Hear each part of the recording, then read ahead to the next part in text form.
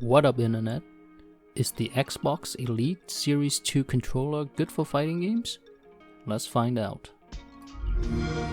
Out of the box, the package includes a really nice carrying case, the controller itself, 4 paddles, a charging pad, USB-C cable, it's a long one, 4 additional swappable thumbsticks, 1 additional D-pad, a SIM card ejector tool, just kidding, thumbstick tension adjust thingy-mabob. This controller will work on both the Xbox One and the PC. When you first hold this controller, you immediately think, wow, this is a very well built and designed piece of electronic. The craftsmanship is off the charts. After that, you'll say, it's heavy. I'm sure there's a ton of stuff inside that makes all the adjustable pieces work. This controller sticks to your hands. There's rubber grips wrapped around the handles and textures on the thumbsticks and triggers for better grip. It just feels really nice and natural in the hands. Another difference is it has internal rechargeable batteries, so you don't have to stumble around to find new batteries. I like that a lot. That's all well and good, but is it good for fighting games? The most important component of any good fight pad is its D-pad. How is the D-pad? It comes with 2 D-pads, a floating disc, and a plus-shaped one. The floating disc feels really nice. It doesn't require a lot of pressure to press, it's very easy on your thumb. Unfortunately, I found that it's not very accurate.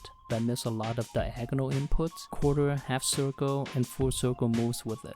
It's really a shame because it feels really nice. The plus-shaped D-pad in comparison is very stiff and require a lot more pressure to press out of the box. I did not like it initially, but after some time of getting used to it and breaking it in, I actually find it to be quite good. I don't feel that it's stiff anymore, and I'm able to do all the directional inputs a lot more accurately. The worst thing that can happen while in the heat of a match is your character not doing things you intended. It could be the difference between a win and a loss. If you are getting this controller for fighting games, you have to swap out the floating D-pad to the plus-shaped one. It'll take some getting used to, but it's worth it. Typically, triggers take longer to activate due to the fact that they are triggers. But for fighting games, it'd be better if they are just buttons. Well, with this controller, you can actually do just that. Underneath the controller, you can adjust the trigger depths to the point where they behave just like a button. It's really freaking cool actually. Gone are the days of pressing the trigger all the way down and having to wait for it to come back up before you can press it again. You can now spam the trigger presses to your heart's content. The face buttons have this satisfying clicky and tactile feel to them. They spring up really quickly. I can see that this controller will be good for situations in games where you have to smash a button repeatedly to escape zombies, for example. I do have to mention that this is the second Elite 2 controller for me. I've had the A button failed on the first one. Luckily, I was within the 90-day window where I can go back to the Microsoft store and exchange it for a new one.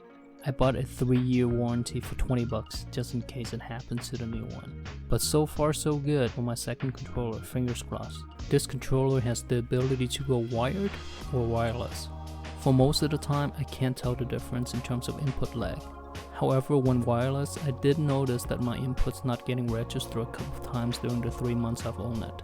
Happens very rarely, but it does happen. And I get it, wireless is hard. There's a lot of interference from many different signals anywhere from your cell phones, Wi-Fi, and Bluetooth devices. So if you're getting this for fighting games and do not want any input issues at all, no matter how rare they occur, just plug it in. I've been pretty glowing about the Elite Series 2 controller so far. But honestly, I haven't even mentioned my favorite part about the controller yet. It's the mappable paddles. At first, I did not use them at all because I didn't know what they do, but now I can't live without them. To utilize and configure the paddles, you'll have to download the Xbox Accessories app and connect your controller via USB to your PC. Then you'll be able to configure up to 3 profiles. I've got it set up for DOA, Soul Calibur, and Street Fighter. You can set each of the paddles to any existing button you want or assign it as a shift button. Think of the shift button the same way as your keyboard shift button. If you hold it down and press another button, that other button would then do something else based on what you assigned it to. I do wish, however, that it has macro functionality where it can register multiple button inputs at the same time.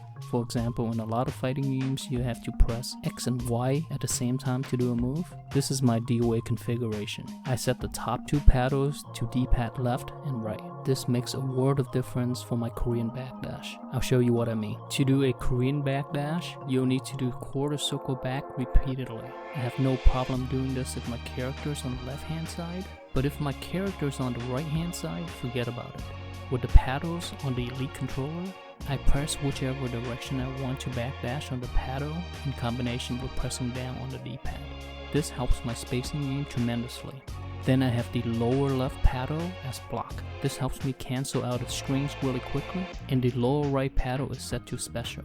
This allows me to sidestep really quickly without having my index finger move from the trigger to the shoulder button. It takes some getting used to using my middle and ring fingers at first, but when I'm used to the paddles, I can't really go back to a controller without paddles. The biggest benefit is eliminating unnecessary finger movements and awkward controller grips. Overall, I love using the Elite Series 2 controller.